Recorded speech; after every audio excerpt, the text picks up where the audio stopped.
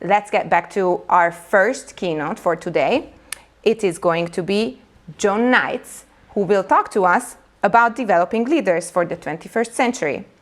John Knights is a co-founder and chairman of Leadership, an experienced coach, mentor, and facilitator of senior executives, also teams and peer groups. He provided us interesting insights into the journey of development of a transpersonal leader who leads beyond their ego to create performance-enhancing and sustainable cultures. They are radical, ethical, and authentic, while emotionally intelligent and caring, as well as believing in lifelong personal learning and development. And I yield to John. Hi, good afternoon. Thank you very much for inviting me to make this presentation. I'm going to, I hope this, yeah, okay. I hope, yes, can you see the second slide? Yeah, okay. So first of all, I'm going to start off by just explaining what transpersonal leadership is, and then I will go into some detail to explain the journey that we take people on. And I'll do a couple of dives into a few areas that I hope will be of interest. So what is transpersonal leadership? Well, we feel that to develop leaders for the 21st century, we need to go beyond just looking at the rational intelligence, which is, you know, processes and procedures and business skills and structures and so on and so forth, which is where most leaders focus on in their daily work. We really believe that leaders need to develop their emotional intelligence as well, and also their spiritual intelligence. When I talk about emotional intelligence, I'm talking about people developing their awareness about themselves and others around them, and by learning the appropriate behaviors, the best behaviors that's going to get the best performance out of themselves and others. And for spiritual intelligence, I'm referring to people bringing their values to full consciousness in everything they do. It's not about religion or mysticism or magic. It's very grounded in bringing values to full consciousness. And what we find is that when we combine rational intelligence and emotional intelligence, that's where we get enhancing performance. By getting engagement and by getting people's discretionary effort. When we combine spiritual intelligence with emotional intelligence, that's where we get the kindness, the caring, and the sustainability. And when we mix rational intelligence with spiritual intelligence, that's when we get the ethics, the right thing to do. And the bit in the middle, the sweet spot, that red triangle, that's what we call transpersonal leadership. So I'm just going to read this out carefully so you understand what a transpersonal leader is. And then that's the last time I'll read anything off the screen. Transpersonal leaders operate beyond their ego. They continue personal development and learning. They're radical, ethical, authentic, while emotionally intelligent and caring. They create performance-enhancing and sustainable cultures. That's what we want from our leaders in this 21st century. And now look at where the context that we're in. We're in a rapidly changing world. We've got to think about the future. We're hopefully seeing signs that we're going to get out of COVID-19 during 2021. And we've got to look at the future. And these are all the areas that we really have to focus on and leaders have to focus on if we're going to change the world for the better. We've got communication, biodiversity, emerging countries, population growth, etc., etc. We've got diversity, we've got climate change, we've got education, we've got technology. All these incredible things are all changing. If we're going to make these change for the better, we need transpersonal leaders. So for our first poll, which I'm going to ask you, we're going to do about half a dozen polls today. I'd like you to just vote which you feel will present the biggest leadership challenge in your working life. So there should be a button for you to press there. I'm hoping that it's just to click on the one that you think is the most important.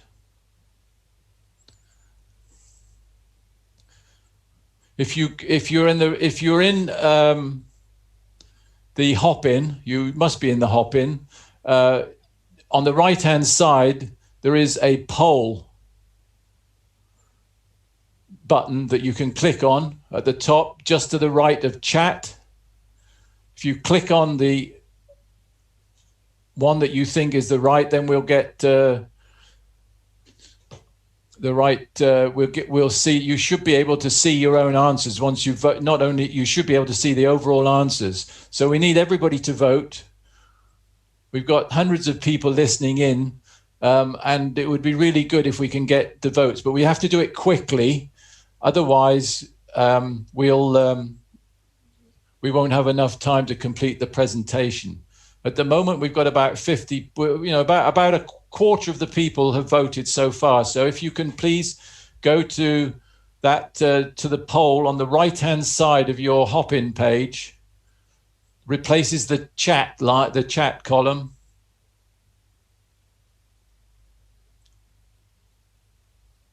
Just wait another 10 seconds.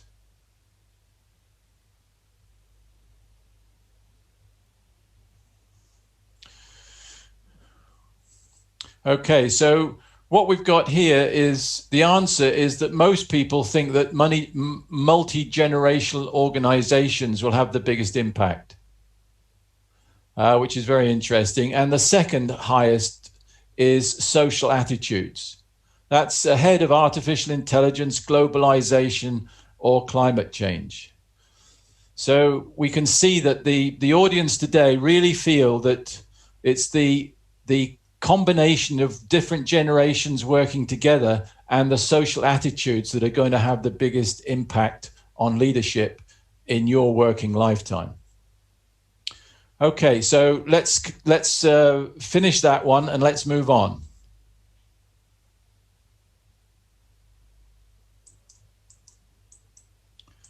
Trying to sometimes this is okay. Sorry for the delay there.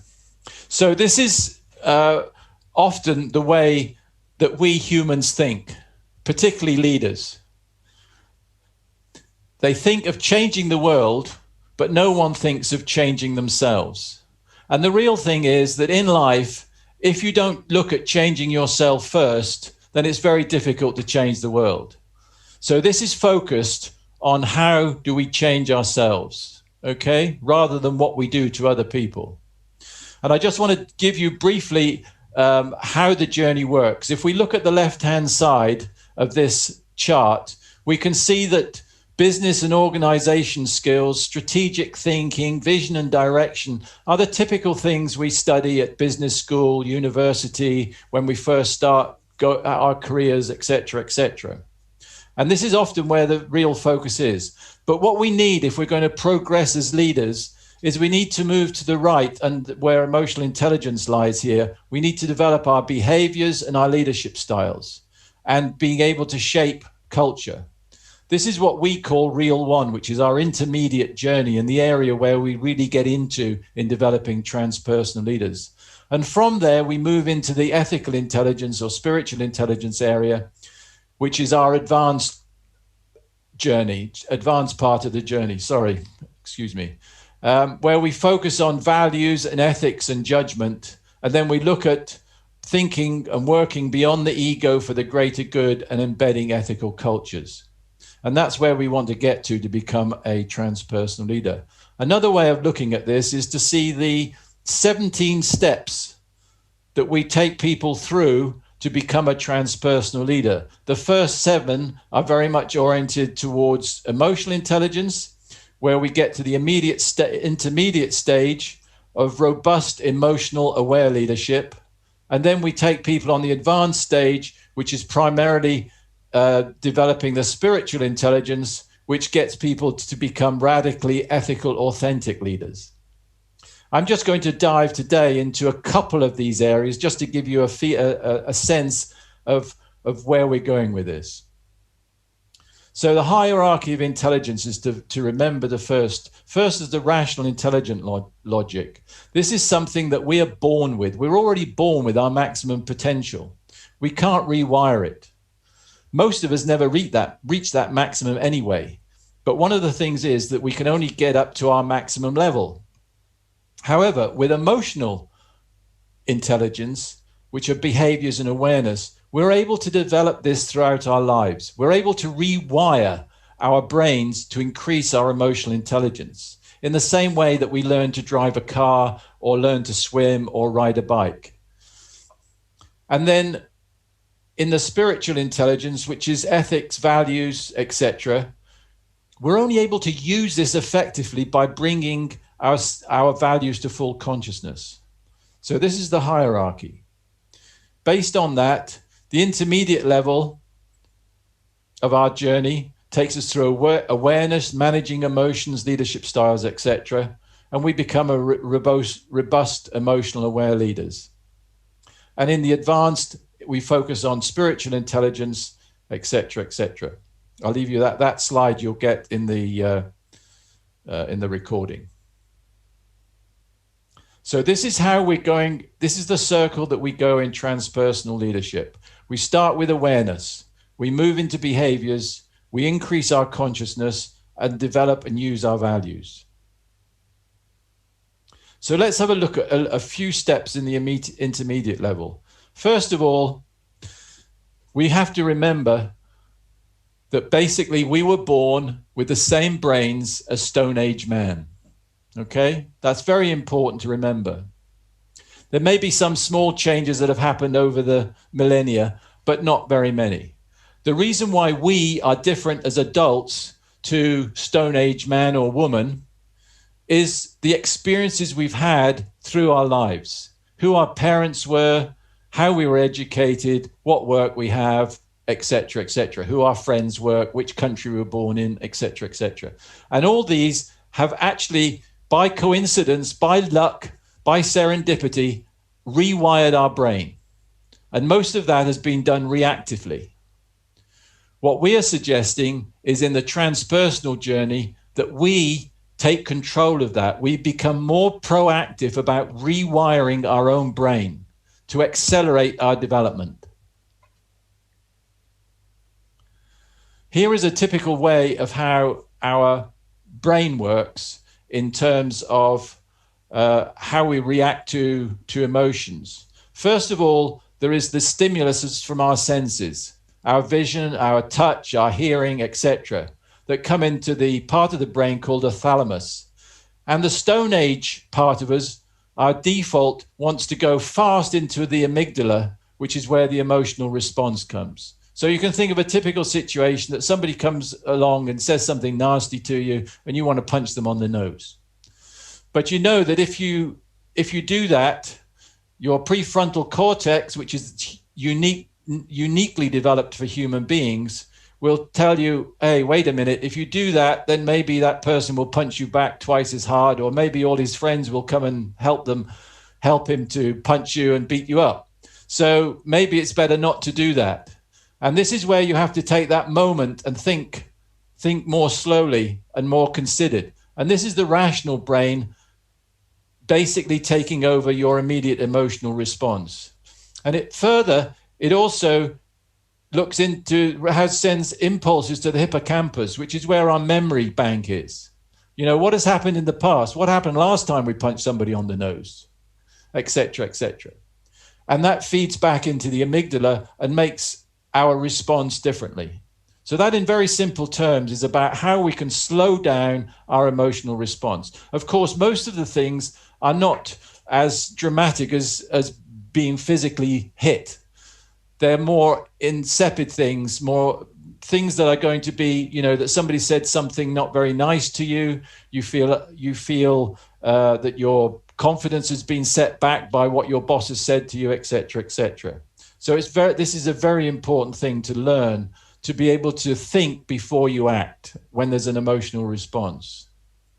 And here we have the typical emotional intelligence competencies developed by Goleman and Boyatz's about 20 years ago, which is still a very reliable and probably the best basis for looking at emotional intelligence. And it's split into 4 competencies: self-awareness, self-management, social awareness, and relationship management. And these are broken down into 19 different capabilities. And each capability is broken down into 4 granular behaviors. So that means that to be emotionally intelligent, you have to be competent in 72 granular behaviors. Okay? Now, I'm not going to go through all that today, and it would take a long time to do that. But I'm just going to focus on one, which I think everybody is sort of familiar with, which is empathy. Now, if I tell you or ask you to be more empathetic, that's quite a big question. That's quite difficult. What does empathy exactly mean? How am I going to go about that, etc., etc.? Well, let me explain to you how we go about it. We call what we call the empathy cycle. There are 4 steps to empathy. 1, the first step is listening attentively. And most people know that, who've done any management training at all, that listening attentively is very important, although many people are still not very good at it. But what many people don't realize, and it's probably the number 1 development need of leaders, is to feedback that you've actually aware of the feelings that person has and that you understand what that person is saying.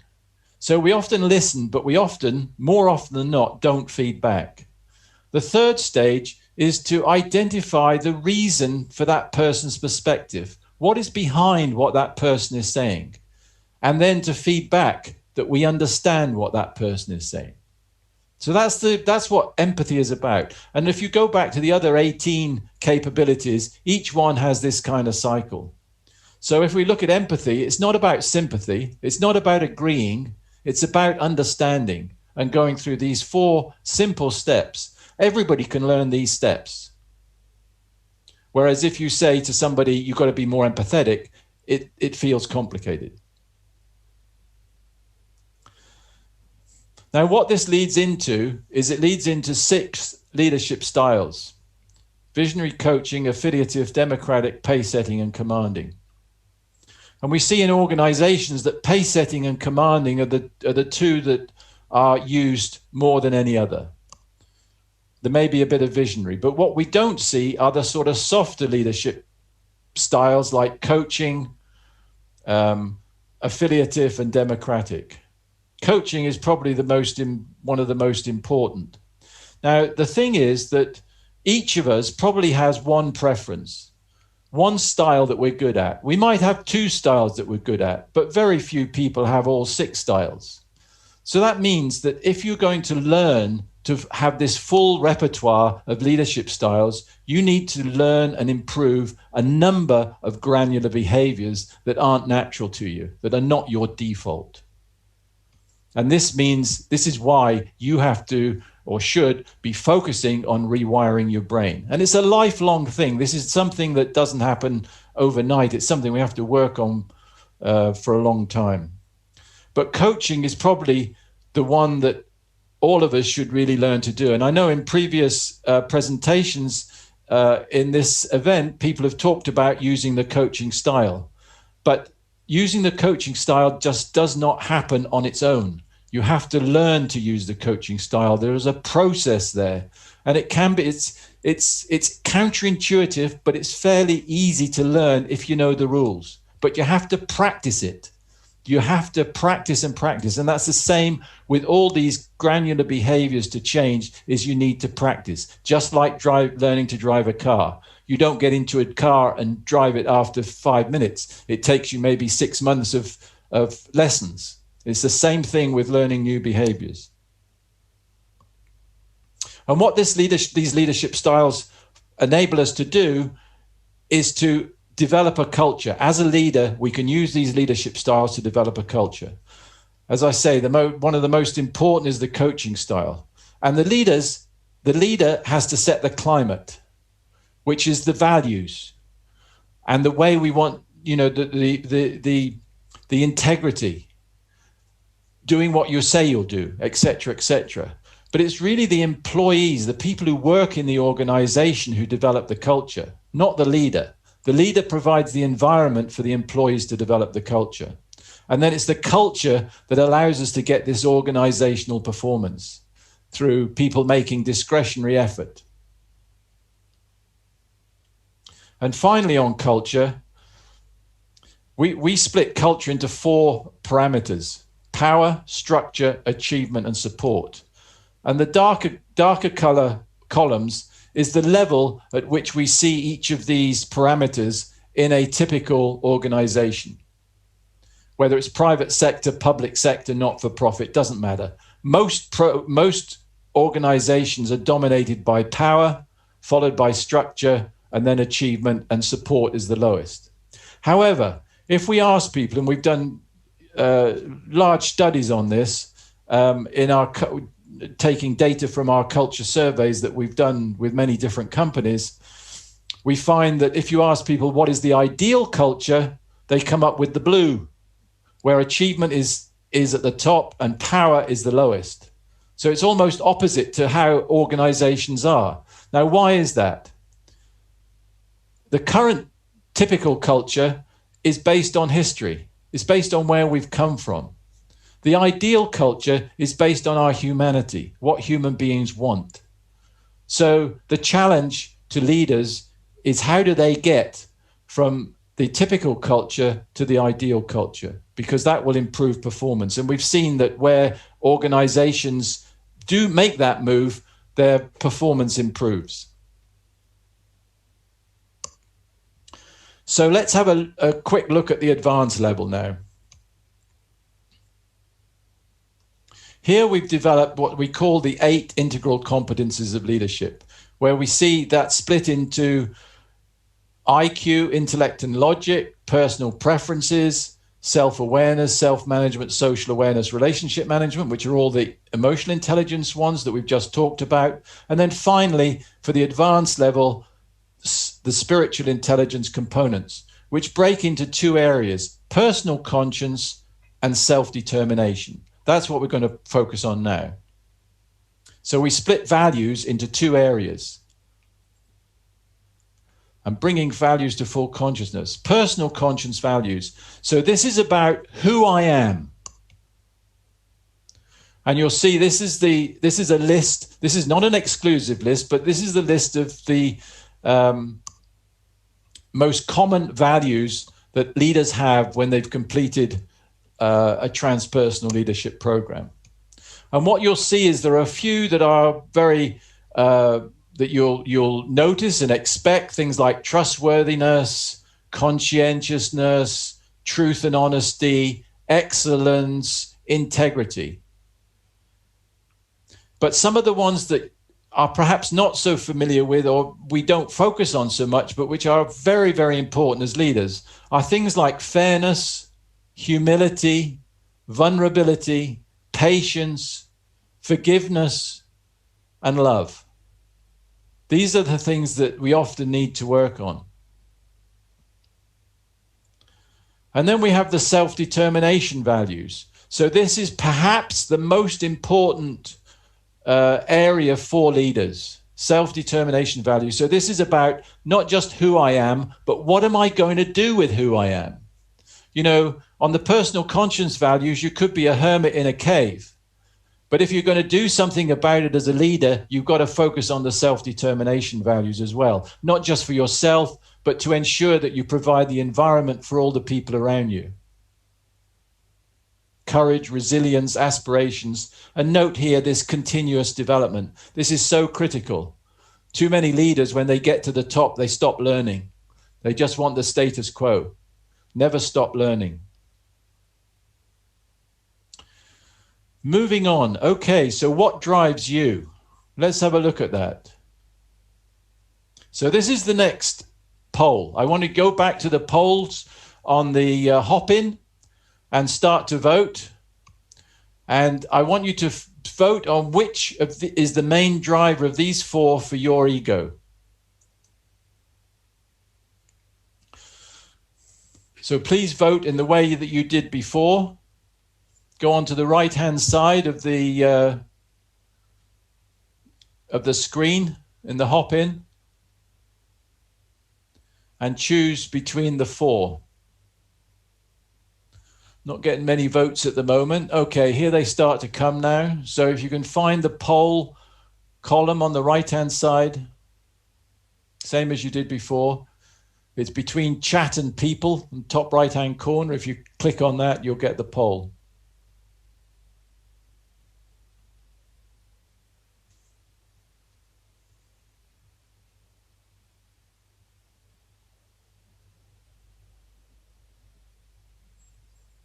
Okay. This is anonymous, so nobody knows what you're scoring. So please feel free to score. The more of you that score, the more valuable this poll will be to you and your reflections and feedback, and to me. So I guess we've probably got about half the people who voted now, so that's good. We're getting there. I'll just give it another 10 seconds. Okay, so we can see that 70% of you put recognition as the main driver, followed by 18% on prestige, only 7% on power, and 5% on reward. Now, that would suggest to me that most of the people on this program, watching this program, are sort of self-selecting, because recognition is usually the one that people choose if they're the amongst the most developed of human beings and most developed of leaders. I mean, these are the four main drivers of our ego, and we all have them. So it's not immoral to have these drivers, but it's a question of understanding what your driver is and being able to manage it at the right time. So for most of you today, remember that recognition, don't let it control you. Make sure you control it.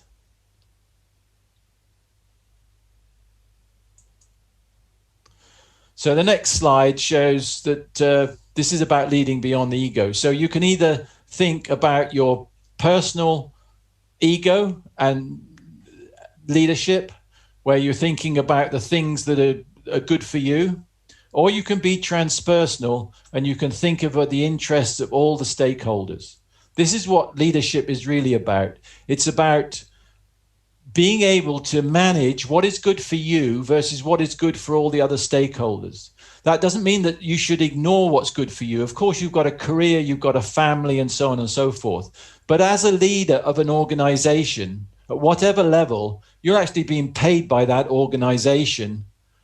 You're being rewarded in one way or another by that organization, and it should be taking care of the stakeholders. So bring that to full consciousness. What's in your interest? What's in the interest of the organization? And if you've got a conflict, discuss it with somebody. So let's go to the third poll. Who's the most important stakeholder in your business today? And if you can really go for that very quickly to do that poll, then we'll see who you think is the most important stakeholder in your business today, not the future, today.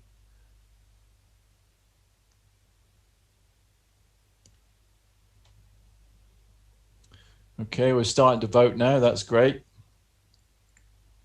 Remember, it's anonymous. Nobody will lose your job for completing this.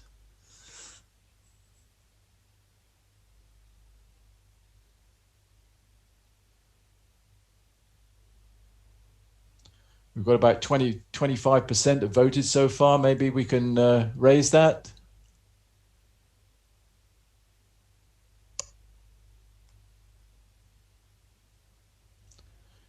Again, just to remind you, you can find the poll column on the right-hand side of your hop-in screen. Okay, that's good. All right, we're going to have to stop there, I think. But so what I'll just say is that staff and customers come out on top, and senior executives are third. Most of the others are of low importance. Even the shareholders are fairly low for this group. So while holding that in your mind, I would like to move on to the next poll. So I want you to, it's the same questions. It's going to be the same questions. The poll hasn't quite come up yet. It's going to come up any time. Look at these same questions. Who needs to be the most important stakeholder in your business for success in the future? So now I want you to be thinking about the future, not about now. What do you think needs to be the most important stakeholder for the future? If you're not actually in an organization at the moment, think about the organization that you'd like to work in.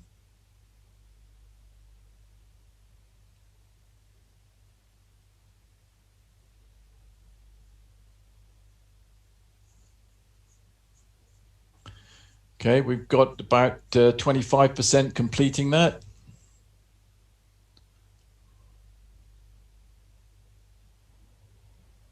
That's good. Thank you. More and more people are voting now. That's great. So we're up to about half. Okay, I think we're going to have to stop there. So we can see that staff and employees, staff and customers, again, the two biggest groups. In fact, they've increased their percentage, which is interesting. The community and the planet have also increased their percentages. Shareholders have gone down to 0. Nobody has voted for shareholders, which is interesting. Or only one person for suppliers. So I think what that tells us from this group is that they continue to think that employees and customers are the most important stakeholders in their organizations, but that the planet and the community has an increasing importance. Okay, let's move on. Thank you. So the next thing I want to do a quick deep dive on is decision making. Now, one of the things that we naturally think about when we're making decisions is that we're going to make logical decisions. The reality is that unless it's a purely analytical decision, we use our rational brain to justify and convince other people that our decision is the one that that should be gone with. Whereas our actual decision making is usually done in the subconscious through intuition, instinct, insight, or ethical philosophy. So what we want to do here is to help people to increase the level of consciousness of these unconscious processes. And you've all heard about unconscious bias, for example, and unconscious prejudice. So what we want to do is to try and remove that. So what we need to do is to understand these 5 processes that are going on in the brain. These are brain processes. And intuition, the way we define intuition is this is decisions based on your experience, your personal experience. Okay? Instinct is based on what is innate in you, what is in your DNA. You might even say it's the insight of your ancestors. And that's instinct. And insight are these voluntary aha moments that can happen at any moment based on some external experience that you've had. You know, it's when you think of something when you're in the shower in the morning or when you're going for a jog or whatever. And then the final one is ethical philosophy. Now, ethical philosophy is very interesting. There's a lot of research being done on this. And basically, there are 3 ethical philosophies. One is based on integrity. One is based on social conscience. In other words, how you feel about people. And the third one is following the rules. And the interesting thing is that in humanity, amongst all us humans, about 1/3 of the population believe in one of those as their ethical philosophy. So if I go into a room of chief executives, I can guarantee that there's going to be about 1/3 of each. If you go into specific types of industries, it might change a little bit. But what is really important is when you're dealing with other people is to understand what is their ethical philosophy. Are they rules based? Are they integrity based? Or are they social conscience based? Really important. Particularly, just think of a simple thing, or not a simple thing, but think about when you're negotiating a contract with somebody. If they are rules based, they're going to be thinking about crossing every T and dotting every I. But if they're integrity based, they're probably going to be thinking about the overall meaning and intent. Whereas if they're social conscience based, they're going to be thinking about the impact of this contract or agreement on the people who are involved. So the other thing that's really important is that when we talk about gut instinct, we often immediately think of intuition and gut instinct being the same thing and sort of covering everything that's unconscious. But actually, gut instinct must be broken down into these 4 subconscious processes if we're going to really be able to understand and identify and bring to the surface our biases. And then we use our rational logic in a transparent way to explain the reason we've come up with that decision, how we've come up with that decision. The next I want to just touch briefly on is purpose. This is probably at the pinnacle of everything for a transpersonal leader, is to have to find our purpose. But we also, first of all, we need to understand what our beliefs and values are. We need to understand what our identity is before we can start asking the question about why. Why are we doing what we're doing? What is our purpose? And if we want to, I don't have time to go into this in great detail, although if you're interested, I recently did a podcast, which I'll give you a reference to later, going through it in more detail. But just check against this about what purpose means to you. Do you have a broader reasons for your actions than the actions themselves? Does the direction you take is it consistent with your values? Or are you a different person at work and at home? Do you think strategically about your life and what can be achieved for the greater good? And do you understand your goals in life? And maybe we don't have time to go through this in detail, but maybe you can sort of give yourself a score from 1 to 5 and give yourself some idea of how strong you are on having developed your purpose. So I'm going to ask this poll now. So we start this almost last poll. So if you can click where you are on this. Same process as before.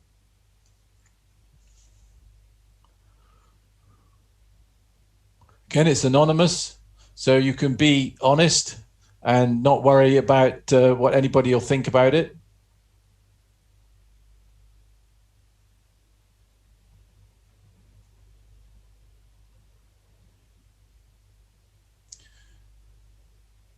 So we have about 25% have voted now.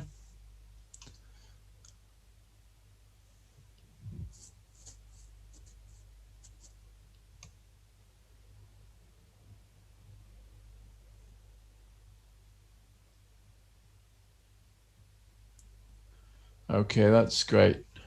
So what we can see is that most people have either got a purpose, but it's not clearly defined, or they know they need to develop a purpose. Only one person so far thinks developing a purpose is pointless. And that's an equally valid viewpoint that I would like to discuss with the individual at some point. But as you can see, most people in this audience are in the upper middle towards finding their purpose. So let's complete that and go on to the next slide. So finally, when we're going to make a decision, an important decision, this is a touchstone, which is the standard by which we can judge our decisions. So if we look at an important decision, the transpersonal qualities are the things on the right-hand side that we need to think about. is our decision caring? Is it radical? Is it ethical? Is it authentic? Is it sustainable? Is it emotionally intelligent? Is it performance enhancing? All these things are important. And then we have to add on to that our own values. And these, frankly, are the 6 values that I hold to be most important. Integrity and fairness, because that's who I am as a person. Humility and altruistic love, they're ones that I'm really, believe in and want to work on. And courage and resilience are things that I think are really important. Resilience I'm pretty good at. Courage probably need to work on more. And each of us can choose our own values. And we can do this in this way. We won't have time to do it in detail today. Oh, sorry. But from this, what I would suggest you look at is on that left-hand side, the 6 boxes. If you could take a couple of values that you think are the most important from that hard group on the top left-hand side, a couple from the soft group, and a couple from the self-determination values, and see which are the most important values for you for making when you make an important decision. Add that to the transpersonal qualities, and you'll have your own touchstone. So just remember, to conclude, it's our choices that show us what we truly are far more than our abilities. And who better to state that than Professor Dumbledore from Harry Potter? So finally, one final stage, just for our records, it would be really nice to understand what your age group is on this. So if you could do this final poll for me, please. Again, it's all anonymous.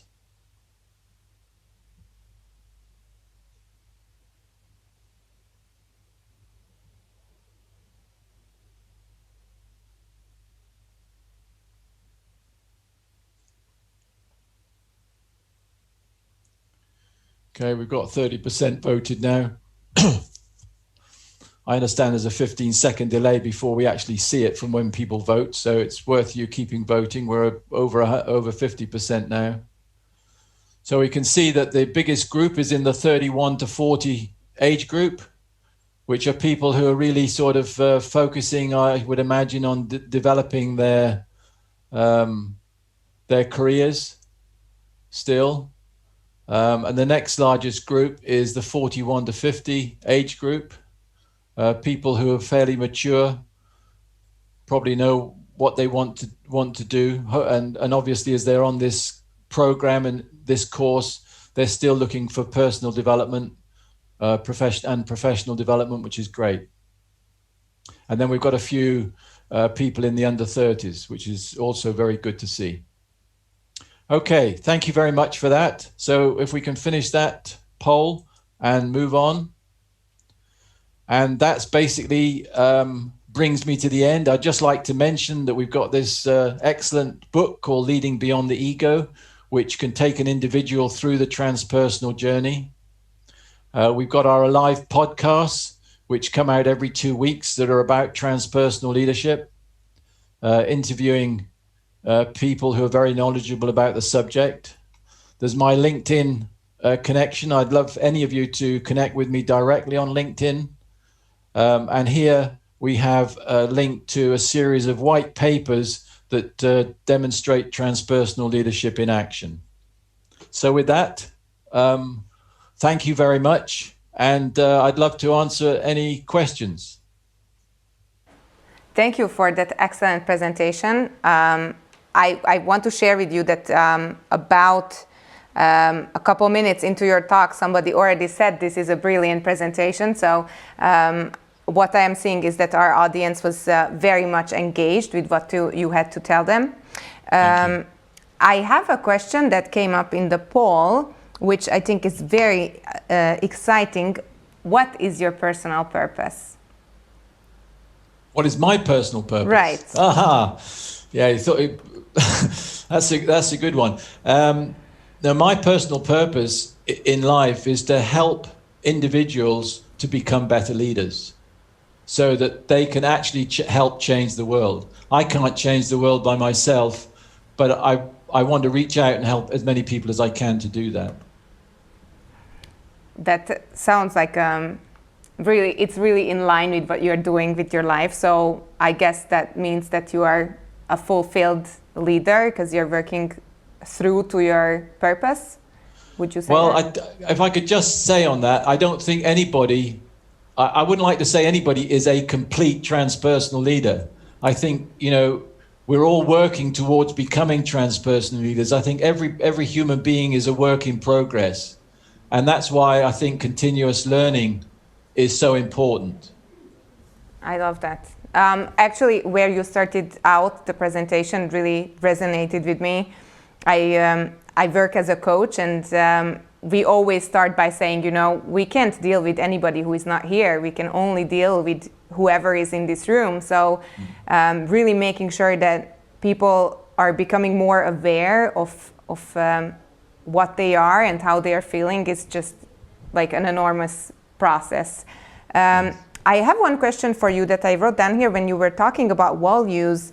You said there are unconscious biases to making decisions, and then you said there are non-conscious biases or influencers of decision making. And I just wanted you to please go ahead and explain a little bit about how those differentiate and what we can do with them. Okay, so there are many kinds of biases, but most of them, I would say, that are based on our experience, our life experience. For example, until I was 17, I'd never seen live a black person or anybody who was another color. Well, I'd probably seen a Chinese person or an Indian person, but I'd never seen a black person, a person from Africa or from the Caribbean.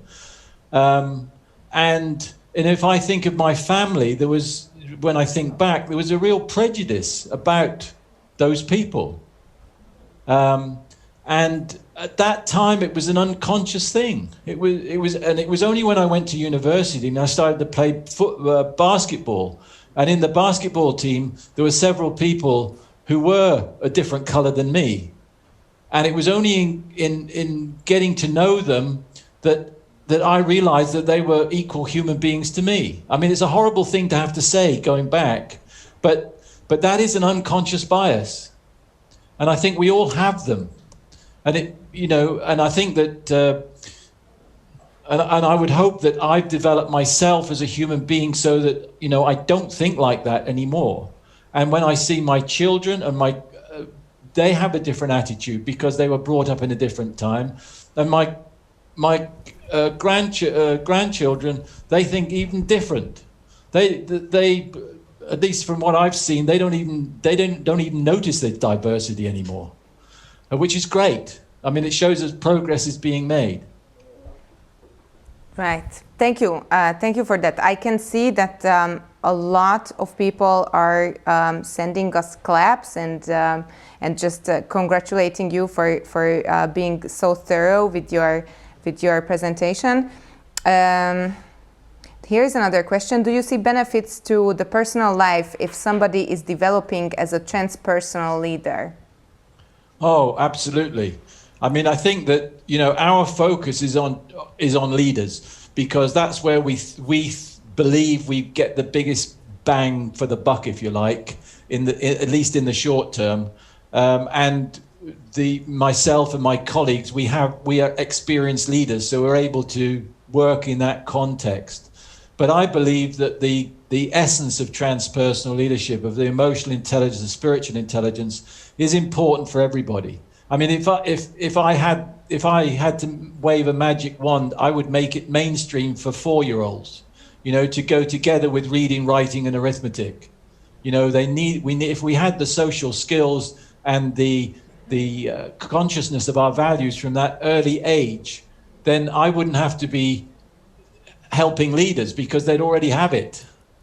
And I think also at university level. So, but as we are in today's world, if you are a leader and you happen to have the chance to develop as a transpersonal leader, it will have a huge impact on your personal life. I know that personally, for example, when I learned to coach 20 years ago, it had a real impact on my relationship with my teenage daughters. You know, from them hating me to actually, you know, being able to relate to each other as human beings. That's wonderful.